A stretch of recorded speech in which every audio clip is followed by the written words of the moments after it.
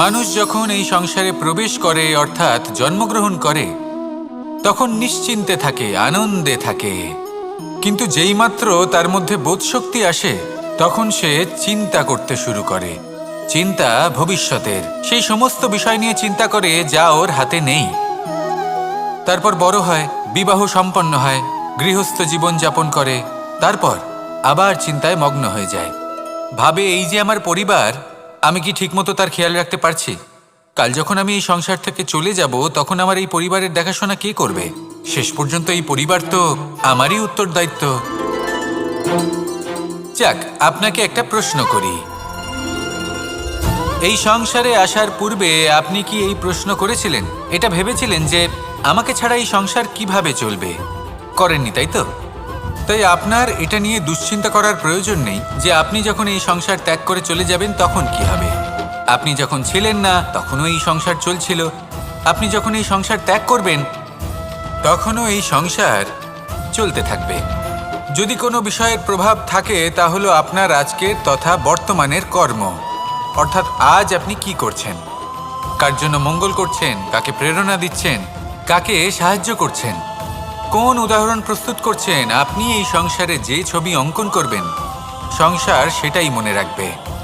তাহলে শুধু সৎকর্ম করুন, মঙ্গল করতে থাকুন, আর আমার সাথে ভালোবেসে বলুন রাধা রাধা।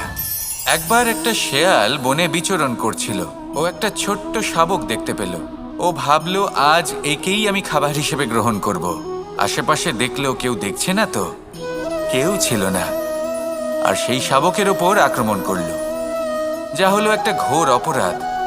বনের নিয়ম অনুসারে আপনি কখনোই শাবকের ওপর আক্রমণ করতে পারেন না।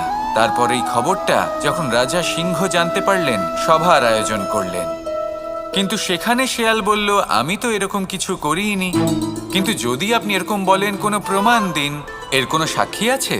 তখন রাজা সিংহ পেঁচাকে ডেকে পাঠালেন, যে সেই মুহূর্তে বৃক্ষের শাখার ওপর বসেছিল, সে সব কিছু দেখেছিল। পেঁচা সব সত্যি কথা বলল, আর শেয়ালকে মৃত্যুদণ্ড দেয়া হলো।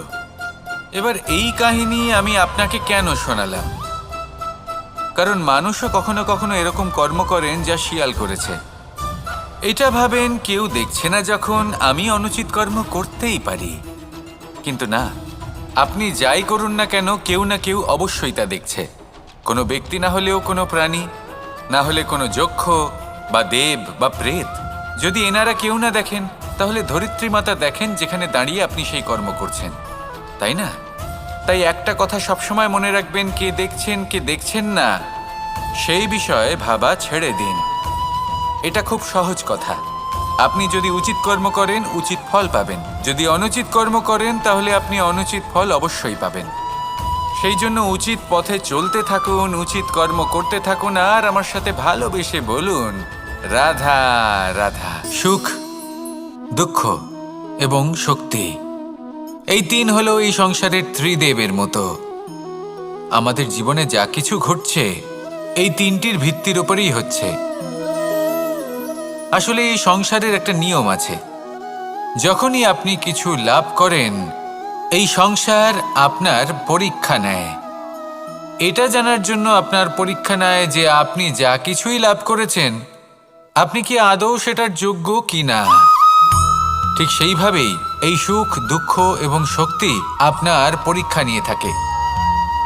যখন সুখ আসে তখন সে আপনার পরীক্ষা নেয় যে আপনার মধ্যে অহংবোধ জাগ্রত হয়নি তো। যদি অহংবোধ চলে আসে তাহলে সুখ সেখানেই সঙ্গ ত্যাগ করে। দুঃখ আপনার ধৈর্যের পরীক্ষা নিতে থাকে, আর যদি আপনার মধ্যে ধৈর্য না থাকে তাহলে এটা আপনাকে আরো বেশি দুঃখের গভীর অন্ধকারে ঠেলে দেবে।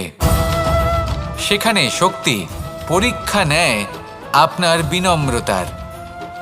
যদি আপনি বিনম্র না হন তাহলে হয় এই শক্তি আপনার সঙ্গ ত্যাগ করবে, নয় এই শক্তি বিনম্রতার অভাবে আপনার পতনের কারণ হতে পারে। এই সংসারে যে কোনো ব্যক্তি যিনি এই পরীক্ষায় উত্তীর্ণ হয়ে থাকেন এই জীবনে তিনি সাফল্য লাভ করেন। আসুন আমার সাথে ভালোবেসে বলুন রাধা রাধা।